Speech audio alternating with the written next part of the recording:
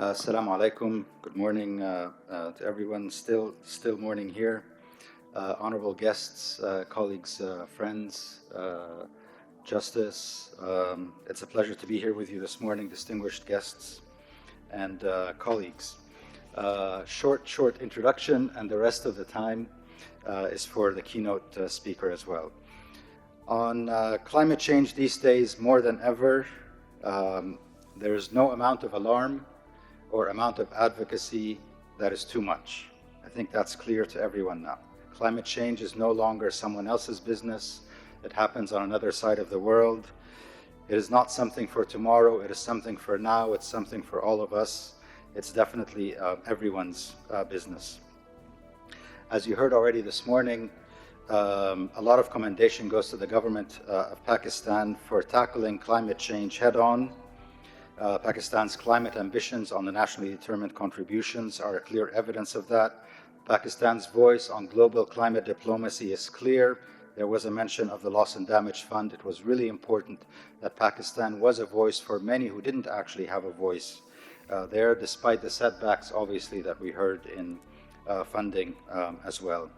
Climate change is deepening inequalities, but we in the UN system and everyone else is committed to making sure that Pakistan remains resilient and advances on environmental justice. Now to the point of this morning's session. Very happy that part of the discussion now is also about climate and environmental justice. Supreme Court of Pakistan, as you well know, just affirmed the right to clean and healthy environment as an intrinsic component of the right to life, culminating in the formal recognition of this particular right in the Constitution through the 26th Amendment.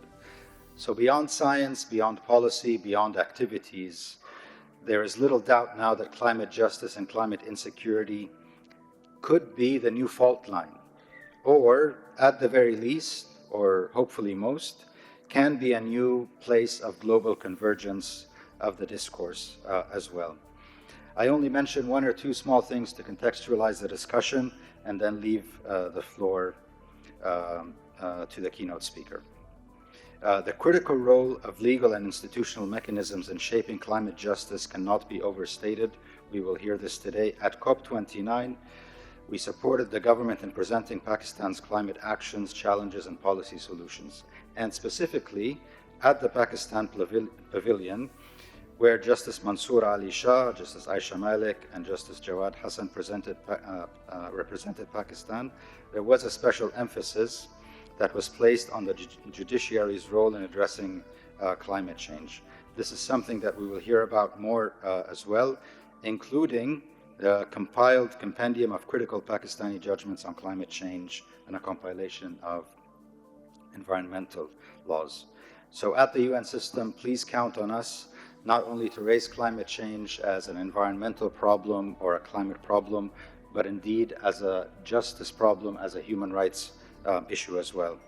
And maybe on this particular note, I am particularly honored to welcome Justice Mansoor Ali Shah, a long, steadfast advocate for climate justice and key in framing climate change and environment as a fundamental human right.